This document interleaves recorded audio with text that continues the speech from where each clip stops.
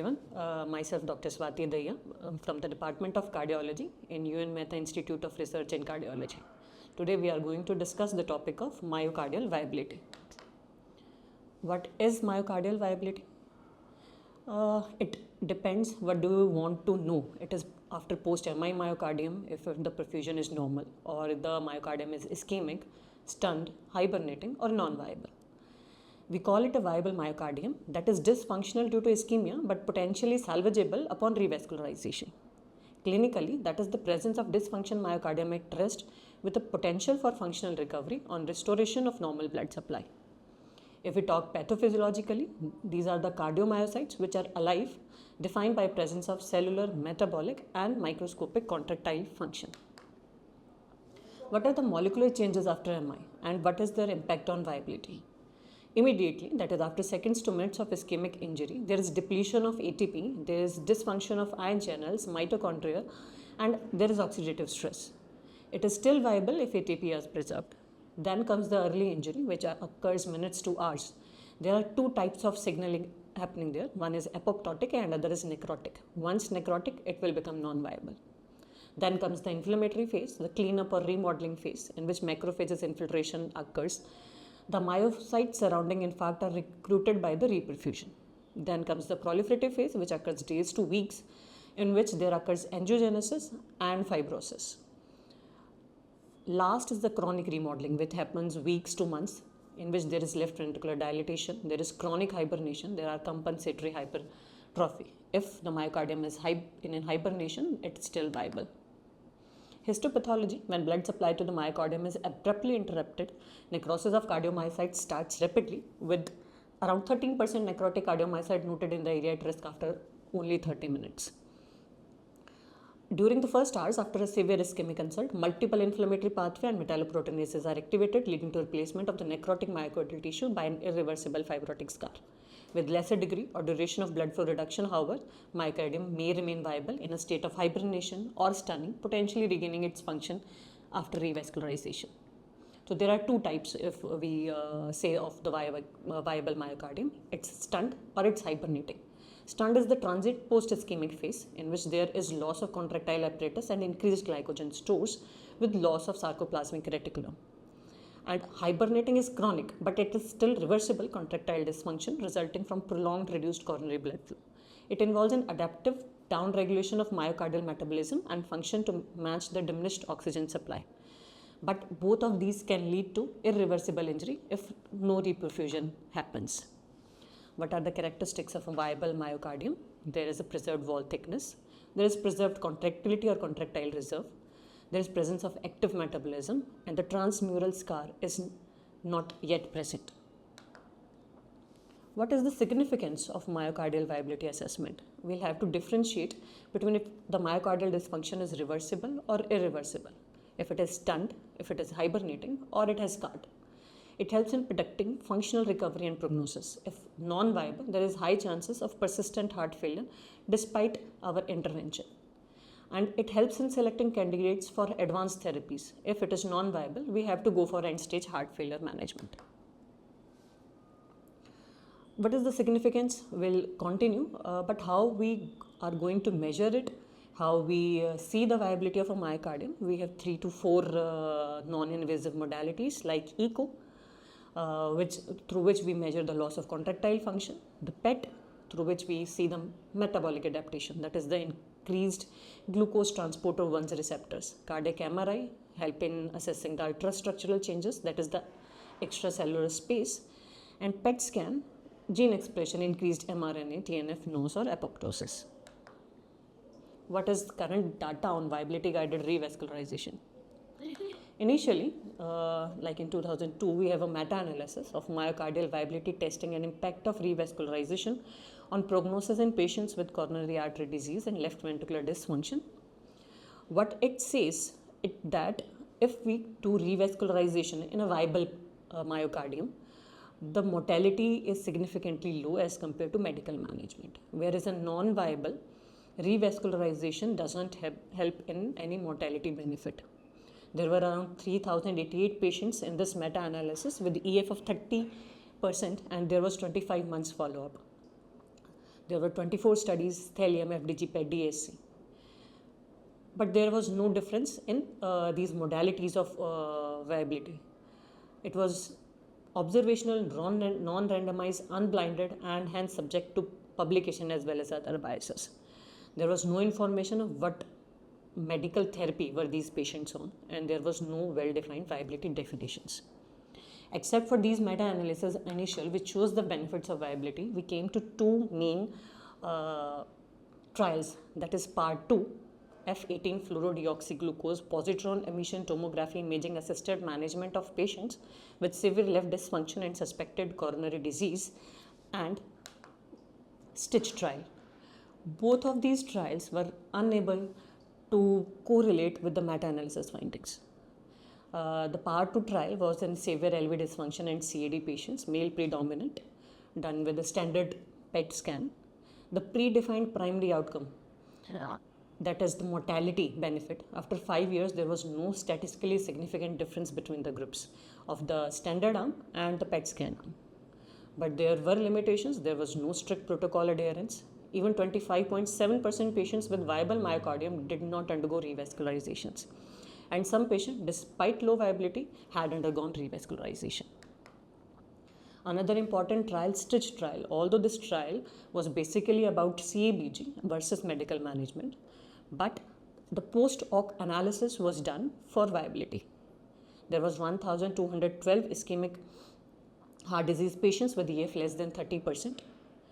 And it shows that CABG prevented sudden death, pump heart failure, and fatal MI death over 24 months, although the acute mortality rate were higher. The DSC and SPECT were used to determine the viability, and it shows that viability may prognosticate, but it was not predictive of treatment benefits. In this case also, most important, it was not randomized, it was just a post-hoc analysis. 600 patients underwent viability and only 19% were non-viable, and there was high crossover treatment, and there was also non-adherence. Another trial recently published in 2022 of a percutaneous revascularization for ischemic left ventricular dysfunction, that is revived BCIS-2 trial in ICMP patient. In this, a viability assessment was by CMR or DSC. Viability testing did not identify participants in whom PSI would confer a prognostic benefit or improved left ventricular function. Limitations in this SPECT was not used, can't determine if improvement due to change in ischemic effect or due to revascularization of ischemic myocardium. Hence, these studies could not model all key factors involved that determine the patient's survival. And most important, the modern medical therapies have also advanced substantially and reduced the incremental survival benefit of the revascularization over medical therapy. So where do we stand now? We have a guiding revascularization in heart failure with reduced ejection fraction or coronary artery disease or RWMA. It is 11B level B. Scar imaging by CMR is used to determine the etiology in cases of heart failure, in case of specially equivocal imaging and clinical data, with a 2A level C guideline recommendation.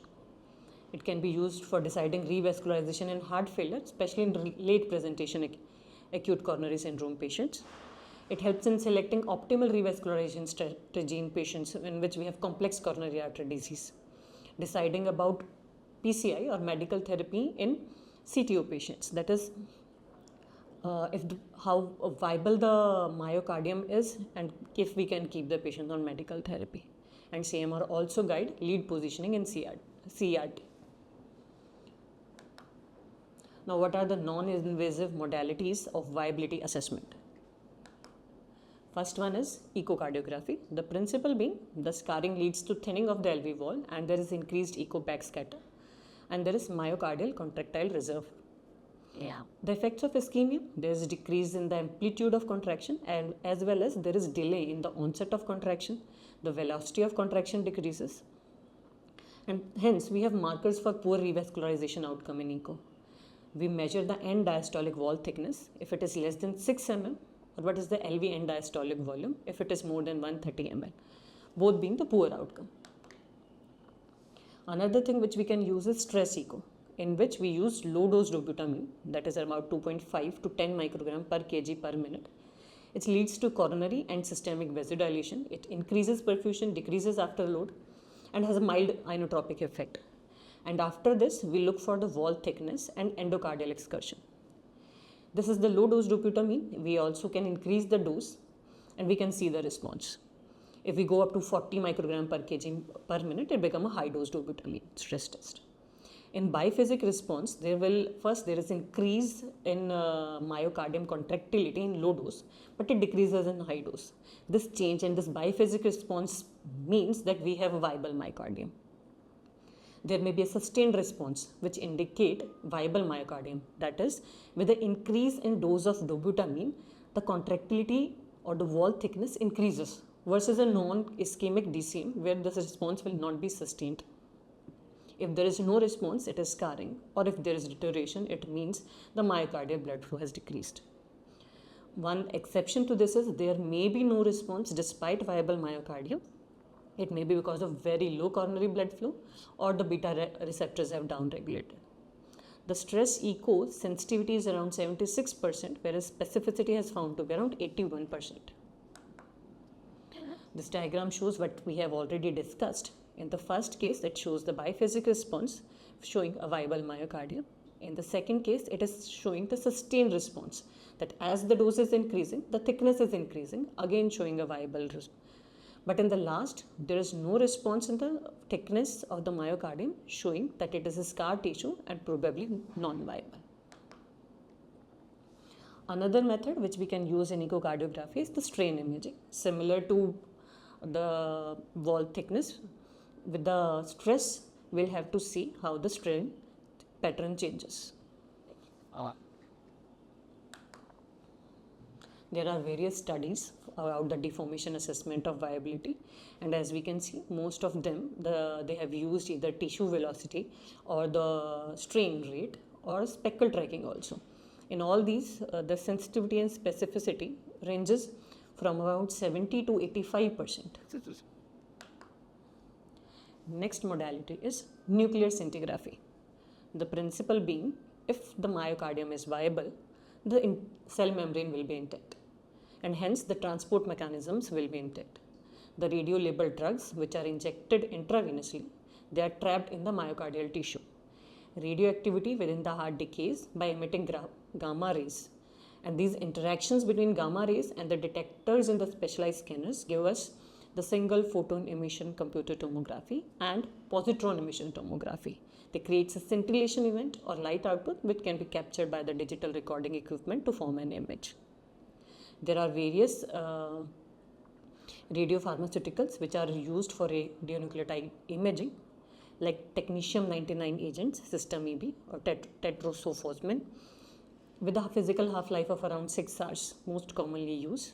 Then we have thallium, also used in SPECT, and we have most commonly F18-FDG, that is fluorodeoxyglucose, which is used in PET.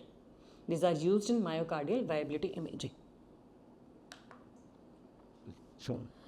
Nuclear scintigraphy, the protocols are tailored to the clinical question and provide important information to us. It provides what is the myocardial infarct size, the extent of stunning and hibernating myocardium, the magnitude of inducible myocardial ischemia within the infarct related territory, and also as well as in remote myocardium, the later reflecting the multivessel coronary artery disease. And we also come to know about the left ventricular function and volume. PET scan, what we do is the myocardial region shows reduced perfusion and increased FDG uptake at rest. This is called as perfusion FDG mismatch. These identify the areas of viable but hibernating myocardium, whereas regions showing reduced perfusion as well as reduced FDG uptake at rest, that is, there is a match between perfusion as well as FDG, it is consistent with a myocardium scar. Hence, perfusion FDG mismatch is viable, whereas match is non-viable. The stress agents which we use in nuclear scintigraphy, like adenosine, which is the most common A2A receptor agonist causing vasodilation, half-life of around 10 seconds only. Hence, one-day protocols can be easily adopted in adenosine, either rest, stress, or even stress or rest, or 2-day protocols even can be adopted. IV administration of around 140 microgram per kg per minute, but have to look for the adverse effects like flushing, chest discomfort, AV blocks. and contraindicated in patients of asthma, COPD, and high-grade AV blocks. Other agents like regadenosine, dipridamole, even dobutamine can be used, and even exercise can be used in the nuclear scintigraphy as stress agents because they increase the heart rate, BP, and contractility. What we can see is if the myocardial perfusion defect post stress and rest, then we see if it is reversible or irreversible. Being reversible, it shows that there is ischemia, and if the perfusion defect is fixed, it means the myocardium is scarred. Regional myocardial perfusion, it is usually assessed by a semi-quantitative visual analysis at rest and stress.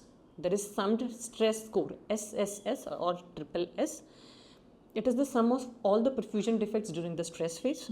Then we have SRS, that is summed rest score, sum of perfusion defects during rest phase. And then we have SDS, that is reversibility of perfusion defect, that is the summed difference in the score. Per segment, that is as we have already divided in ECO, the 17 segments. Similarly, per segment there is scoring depending on the perfusion defect. If it is normal, mildly reduced, moderate, severe, or there is absent perfusion totally, depending from 0 to 4. And then for every segment this is calculated both at stress and rest, and then the summed difference score is calculated. If the difference is just 0 to 1, there is no ischemia. Whereas if it is more than 7, then it means we have severe ischemia in that particular region. In addition to the semi-quantitative method, we also have a quantitative measure, that is myocardial blood flow in ml per minute per gram of myocardium and coronary flow reserve. It is defined as ratio between the peak stress and rest myocardial blood flow. They are important physiological parameters that can be measured by routine post-processing of myocardial and perfusion PET images. One of the practical applications of CFR measurement is in evaluation of flow-limiting stenosis also, especially useful in context of multivessel CAD. If you want to know that the stenosis is significant or no, a relatively normal CFR, which is considered above more than 1.9, virtually excludes that the severity which we see on the angiography is significant or not. Let's see it by case. In the first case, we have a 76-year-old female, diabetic hypertension, which presented with NSTEMI with a moderate global hypokinesia with the EF of 34%. As we can see the attached angiography, it is a CAD TVD, that is triple vessel disease. The LED is stenosed, L6 is stenosed, as well as there is critical stenosis in RCA. So what we have done, we have gone for PET scan, in which we can see that there is inferior, inferolateral and inferoseptal large reversible defect, that is in RCA territory. So what we gain by this is we go for is there is ischemia. Yes, there is clear-cut ischemia in RCA territory, that too reversible. If reversible, we consider it being viability, and prognosis depends on how much large the area seems. Extent and reversibility. If it is more than 10% of LV mass, we consider that we will get benefit from revascularizing this. We can also get EF, LV volumes, and CFR values. We can see the CFR values. In LED territory, the CFR value is around 1.43, while in RCA it is 1.01. Global LV leading to CFR of around 1.35. So depending on the values less than 1.5, that is of LED and RCA, it was decided that patient to undergone PTCA to LED and RCA. The CFR values less than 1.5 means that the coronary blood flow is severely reduced, while we consider 1.5 to 2 as being moderately reduced. Similarly, we have another case in which 53-year-old female hypertensive diabetics, recent anterior wall MI with a LED of 100% has undergone PTCA to LED, and rest of the vessels have, like in RCA we can see there is a critical region of 81%, and in the diagonal also we have 80% lesion, but they were kept on medical management. Patient again presented with unstable angina with a severe LV dysfunction. Exercise PECT was done, and as we can see both on stress and rest, there is large defect and there is no reversibility. EF is 23%. There is no much benefit in doing much, so there is advised optical management treatment. We have case 3, 61-year-old female with anterior wall MI, evolved severe LVD complicated by failure. We can see the LED is severely narrowed, LED is stenosed, whereas in LCX it is 100% occluded. PET was done, which shows rest perfusion defects in anterolateral and inferolateral walls. And there is FDG mismatch in LCX territory. FDG mismatch hence means that perfusion and the uptake doesn't match. As we have already discussed, mismatch means viability. Hence, the patient was advised to undergo PTCA to LCX. This is how the nuclear scintigraphy helps us in deciding, especially in case of multivessel diseases. Next modality is cardiac MRI. The principle of CMR characterizes suspected hibernating myocardium by combining a few techniques like end diastolic wall thickness, what is the inotropic reserve of the segmental contractile function, and the extent of LGE, if it is transmural or it is not. The mechanism of late gadolinium enhancement. The gadolinium based contrast agents, they shorten the T1 relaxation time of the surrounding tissue proportional to the local gadolinium concentration. In a normal state, gadolinium is unable to cross the cell membrane of a normal myocyte. But when it is damaged, especially in case of acute MI, when there is ischemia, there is increase in extracellular space between the myocytes, like in interstitial edema, or there is chronic fibrosis or MI.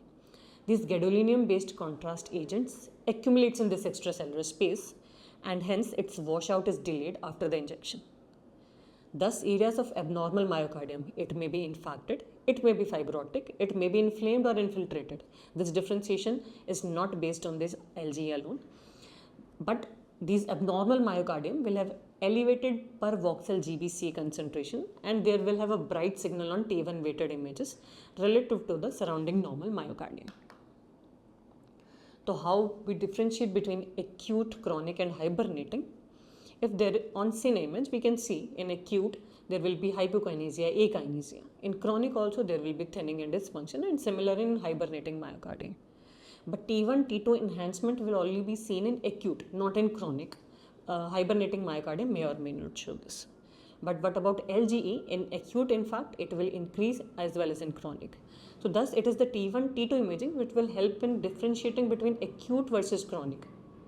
The likelihood of recovery of wall motion following revascularization is also inversely related to the transmural extent of infarction. That is the hyperenhancement on delayed enhancement imaging, even in severely hypokinetic, akinetic or even dyskinetic segments. Okay. This is an example between an acute versus chronic infarction. In CIN images, in both acute as well as in chronic, we can see there is reduced thickness in systole in inferior segments. And in LG, there is hyperenhancement in both in acute and chronic. But what differentiates is the T2 hyperenhancement, which occurs in inferior segments in acute cases, but there is no hyperenhancement in inferior segments in chronic cases. Then cardiac MRI reporting and TE, that is myocardial perfusion, that is T index. Similar to echocardiography and in other modality like in nuclear scintigraphy, we have the 17 segment, and each segment in cine wall motion is named if it is normal or hyperkinetic. If it is given 1, it is mild to moderate or hypokinesia. 2, it is severe hypokinesia. 3 means it is akinetic, and 4 means it is dyskinetic. Similarly, delayed hyperenhancement is also labeled. If there is no enhancement, as it is labeled as 0, we can similarly see in the diagram attached. If it is 1 to 25% in a particular segment, we will label it as 1. If it is 26 to 50% of the myocardial thickness, it becomes 2, 3 on 51 to 75%, and 76 to 100% 4. And based on this, a total is done. Another important factor which helps in cardiac MRI is predicting LV recovery. These images which show us thinning of the wall or dyskinesias, and they also shows us delays enhancement. What important factor they show us is if the scarring is less than 50%. The studies have shown that if the scarring is less than 50%, as we can show in see in the diagram, they on follow-up they have found to be have increase in the regional systolic wall thickness, whereas in case of more than 50% scarring, this benefit was not found.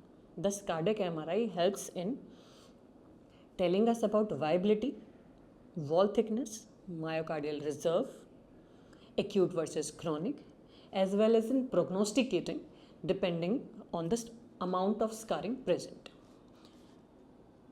Hence, we have discussed for viability, echo, stress, then we have nuclear scintigraphy and cardiac MRI. But none of these modalities is the gold standard.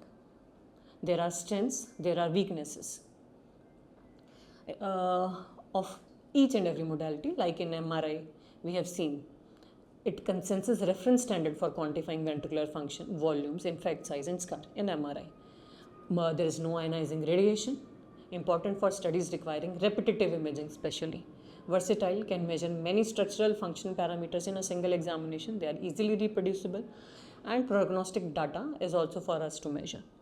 But the weakness, there is restrictions with implanted devices, can't be done in severely ill patients, technical complexities requiring specialized training, and there is lack of standardization for performing and analyzing some new measures. Most important thing, none of these have very good sensitivity and specificity. If we see the chart, we have compared the nuclear scintigraphy measures, thallium, technetium, PET and CMR, both LGE as well as stress CMR, that is dobutamine, cardiovascular magnetic resonance. Sensitivity varies from 80% to 95% going to LGE CMR, whereas for the LGE CMR specificity is just 51%. Dobutamine CMR, although has both higher sensitivity and specificity, but as already we have seen in the trials, we are still far away from any single modality which can comment upon viability and as well as is able to comment upon the mortality benefit. Thus, in summary, there is lack of evidence to support the viability testing leads to improved survival in patients with ischemic heart disease. But we need to believe that it do play an important role in clinical decision making in many of these patients for the following reasons. Patients with ischemic cardiomyopathy and LV dysfunction are at a high risk for cardiovascular events. Myocardial revascularization may provide benefit to selected high-risk patients with multivessel coronary artery disease and LV dysfunction. Functional recovery after revascularization is more likely to be observed in myocardial segments that demonstrate viability, regardless of whatever the magic modality we have used. Clearly, management decisions in patients with ischemic cardiomyopathy are complex, require integrating other factors such as anatomic substrate, what are the other comorbidities patients have, and what are the other risk factors. Currently available imaging methods evaluate different aspects of myocardium physiology, and for that reason may yield at times conflicting results also, but at other times may be complementary results. It is increasingly recognized that any single imaging test that expresses myocardial viability in a dichotomized fashion will unlikely fully characterize the physiological complexity of both ischemic myocardium and coronary revascularization. Hence, future trials should continue to address this clinical impact of specific modality-based strategies or even multimodality-based strategies in guiding treatments in terms of patient outcome. Thank you.